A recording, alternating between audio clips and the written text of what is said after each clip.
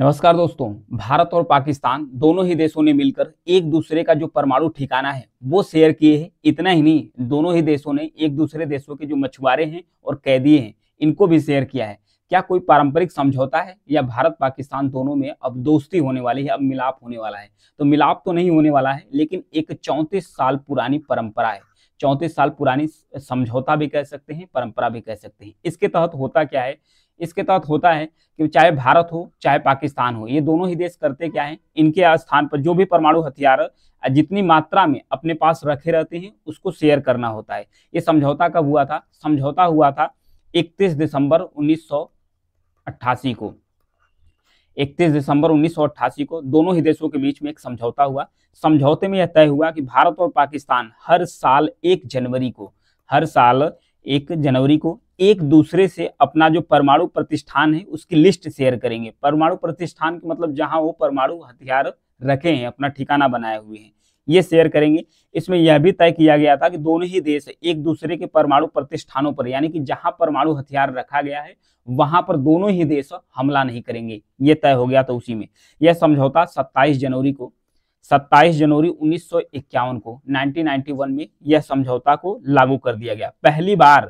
पहली बार 1 जनवरी 1992 के, यानी कि 1992 को दोनों ही देश यह जानकारी साझा करना शुरू कर दिए। तब से हर साल 1 जनवरी को यह जानकारी साझा की जाती है।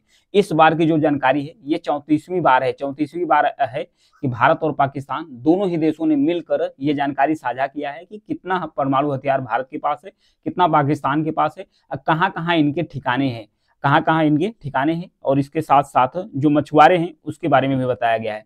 तो आइए समझ लेते हैं कि भारत और पाकिस्तान के पास कितना परमाणु हथियार है और दुनिया में सबसे ज्यादा परमाणु हथियार किस देश के पास है। भारत और पाकिस्तान की अगर बात किया जाए तो दोनों देशों के बीच में जो परमाणु हथियार है लगभग सेम है। लगभग दोनों देशों के जो परमाणु हथियार है वो सेम है। ये रिसर्च किसने किया है? रिसर्च किया है Stockholm International Peace Research institute.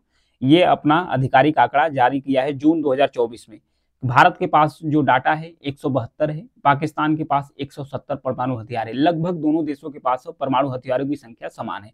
अगर बात किया जाए दुनिया में, बात किया जाए कि सबसे ज्यादा जो परमाणु हथियारों की संख्या है रूस के पास है, 4380 यानी 4380 है। वहीं दूसरे स्थान पर आता है अमेरिका, 3708 है।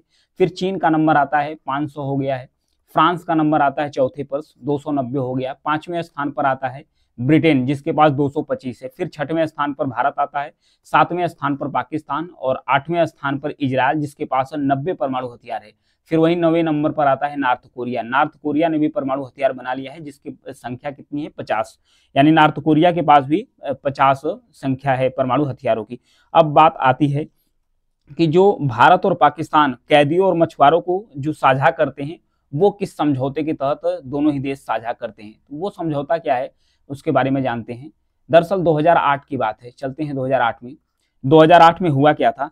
बायलैटरल एग्रीमेंट हुआ था। बायलैटरल एग्रीमेंट में कहा क्या गया था कि काउंसलर एक्सेस के तहत हर साल 1 जनवरी को और 1 जुलाई को, ध्यान रखिएगा दो डेट है, 1 जनवरी और 1 जुलाई को दोनों ही देश जो अपने कैदियों को पकड़े हैं, भारतीय कैदियों को, मतलब कि भारत के नागरिकों को जो कैदी के रूप में पाकिस्तान पकड़ा है और पाकिस्तानी नागरिकों को जो कैदी के रूप में भारत पकड़ा है, दोनों की जानकारी साझा करेंगे। और बाय मिस्टेक से अगर पकड़े गए हैं तो उन्हें काउंसलर एक्सेस दिया जाएगा। ये काउंसलर एक्सेस क्या होता है इसके बारे में एक नजर डाल लेते हैं कि ये जो काउंसलर एक्सेस है होता क्या है। दरअसल जो काउंसलर एक्सेस होता है इसका मतलब होता है किसी दूसरे देश में बंद नागरिकों को उसके देश के जो दूतावास या उच्चायोग होता है उसके अधिकारियों से मिलने का मौका देना होता है। तो दरअसल जो उच्चायोग है और उसके बाद जो दूतावास है, ये दोनों में अंतर क्या है इसके बारे में जान लेते हैं। दूतावास और जो उच्चायोग होता है, दरअसल बात क्या हुआ कि दुनिया के मैक्सिमम देश ब्रिटेन के गुलाम थे, यानी कि जो इंग्लैंड है, यहाँ पर देख सकते हैं यूनाइटेड किंगडम, यहाँ पर है इंग्लैंड, जिसे 2-3 देश मिलाकर यहाँ पर ग्रेट ब्रिटेन के नाम से जाना जाता है। इंग्लैंड का पूरी दुनिया में मैक्सिमम कॉलोनी थी, मैक्सिमम देश इंग्लैंड के गुलाम थे। तो क्या था उसमें, जैसे कि जब अंग्रेज थे, अंग्रेजों ने किया क्या, जब अंग्रेजों ने देश छोड़कर जाना शुरू कर दिया, मतलब कि हर देशों को आजाद करना शुरू कर दिया, तो इन्होंने कहा कि हम अन्य देशों से, क्योंकि इन्हें फायदा था, जिस जिस देश को ये लोग गुलाम बना के रखे थे वहां से ये लोग ट्रेड करते थे, व्यापार करते थे, तब इनको घाटा होना शुरू हो जाएगा जब ये देश छोड़ दिए। तो इन्होंने एक ऐसी व्यवस्था बनाई राष्ट्रमंडल के रूप में, इन्होंने एक राष्ट्रमंडल के रूप में एक ऐसी व्यवस्था बनाई, एक ऐसी संस्था बनाई कि जिस जिस देश को हम छोड़ रहे हैं वो राष्ट्रमंडल देश का सदस्य बन जाए, उसको हम एक्स्ट्रा बेनिफिट देंगे, एक्स्ट्रा बेनिफिट देंगे कि आप हमारे देश के साथ व्यापार कर सकते हैं तो भी हम आपको फायदा पहुंचाएंगे, आपको पैसा भी देंगे, आपको कर्ज भी देंगे। ये सब ऐसा सारी व्यवस्था इसमें की गई राष्ट्रमंडल में। तो दुनिया के अन्य देश भी इसमें शामिल होना, जो ब्रिटेन की कॉलोनी थी, इंग्लैंड का गुलाम था, वो जुड़ना शुरू कर दी। इसमें भारत भी जुड़ा, पाकिस्तान भारत दोनों ही जो इंग्लैंड है उसके गुलाम थे, तो दोनों ने जुड़े। तो जितने भी देश ब्रिटेन की कॉलोनी रह चुका है यानी गुलाम रह चुका है, उसके यहाँ जो भी दूतावास है उसे उच्चायोग के नाम से जाना जाता है, उसे उच्चायोग के नाम से जाना जाता है।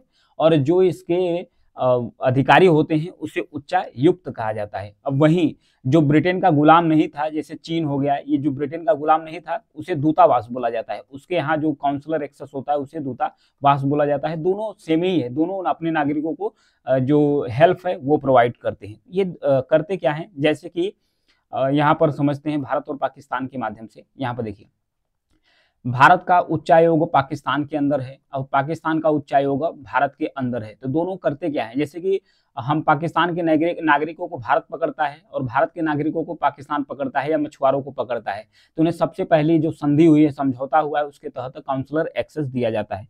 काउंसलर एक्सेस का जो कंसेप्ट है ये आया कब था, 1963 में। 1963 में आया था, एक वियना कन्वेंशन हुआ था काउंसलर एक्सेस रिलेशंस को लेकर, उसमें यह आया गया था।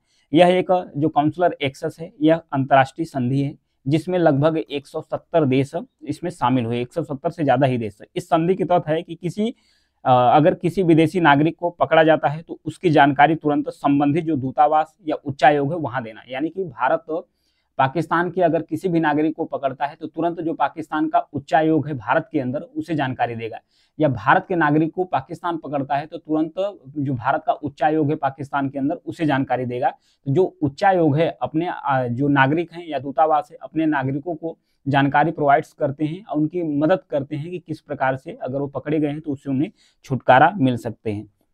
दूतावास या उच्चायोग को अपने देश के नागरिकों को मिलने और उसकी सहायता, कानूनी मदद करने का अधिकार भी है।